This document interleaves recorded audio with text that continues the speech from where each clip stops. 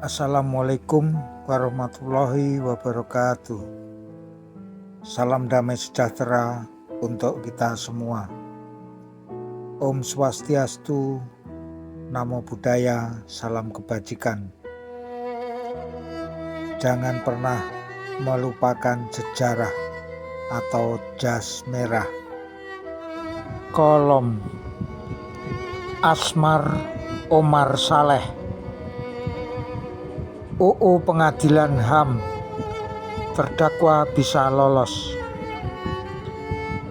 Sejak disetujuinya Undang-Undang Pengadilan HAM oleh DPR, komitmen pemerintah bahwa mereka yang bertanggung jawab atas pelanggaran HAM berat akan diajukan ke pengadilan tak dapat ditawar lagi. Undang-undang ini diharapkan menjadi bagian dari upaya pemerintah dalam memenuhi tanggung jawabnya untuk mengadili para pelaku pelanggaran HAM berat, terutama yang terjadi pada masa lalu. Di antaranya adalah kasus Tanjung Priok, Timor Timur, Lampung, Trisakti, serta Semanggi 1 dan 2. Juga beberapa kasus kejahatan HAM berat di Aceh selama pelaksanaan daerah operasi militer. Tapi sejak masih berupa draft sampai disahkannya undang-undang tersebut Undang-Undang Nomor 26 Tahun 2001 mengundang banyak polemik dan kontroversi. Sebagian besar polemik itu dipusatkan pada masalah pemberlakuan prinsip retroaktif. Melalui prinsip ini, pengadilan HAM ad hoc berwenang mengadili kasus-kasus pelanggaran HAM berat di masa lalu yang dilakukan sebelum berlakunya Undang-Undang Pengadilan HAM. Hal ini ditegaskan dalam pasal 43 ayat 1 bahwa pelanggaran HAM yang berat yang terjadi sebelum diundangkannya undang-undang ini diperiksa dan diputus oleh pengadilan HAM ad hoc. Dalam diskursus hukum, terdapat beberapa ajaran yang menegaskan mengenai syarat-syarat dijatuhkannya hukuman pidana. Dua di antaranya adanya larangan yang tegas terhadap tindakan yang bersangkutan dan tidak berlaku surut (asas legalitas). Melihat pada dua prasyarat ini, suatu tindakan hanya dapat dipidana sepanjang undang-undang melarangnya secara tegas. Tanpa itu, suatu kesalahan tidak dapat dipidana tanpa ada hukum yang mengatur garis miring melarangnya.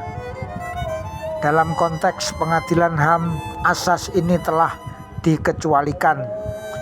Suatu tindakan yang dilakukan di masa lalu dan tidak pula dilarang secara tegas oleh peraturan perundang-undangan (pada saat dilakukannya tindakan yang bersangkutan) dapat dikenai tuduhan pelanggaran HAM (asas retroaktif).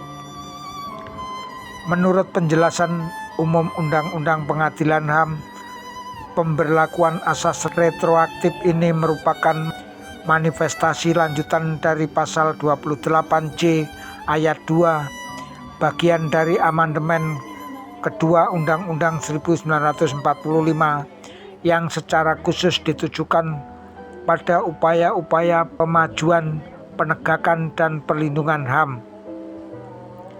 Dalam konteks ini, tanpa berniat mengesampingkan penjelasan Undang-Undang Pengadilan HAM, perlu dipertanyakan dasar pemberlakuan retroaktif karena tidak ada sama sekali penegasan mengenai hal itu dalam Undang-Undang 1945. Mari kita lihat rumusan pasal 28C ayat 2 Undang-Undang 1945.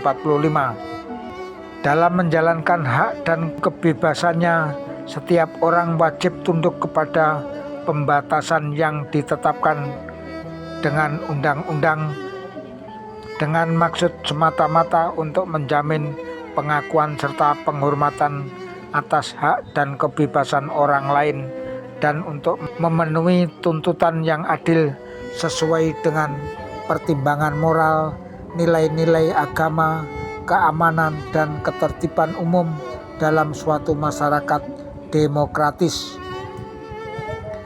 Dari rumusan itu sama sekali tidak ada penegasan bahwa ketentuan-ketentuan mengenai HAM dan pengadilan HAM dapat diberlakukan terhadap pelanggaran-pelanggaran HAM berat yang terjadi sebelum berlakunya undang-undang yang bersangkutan.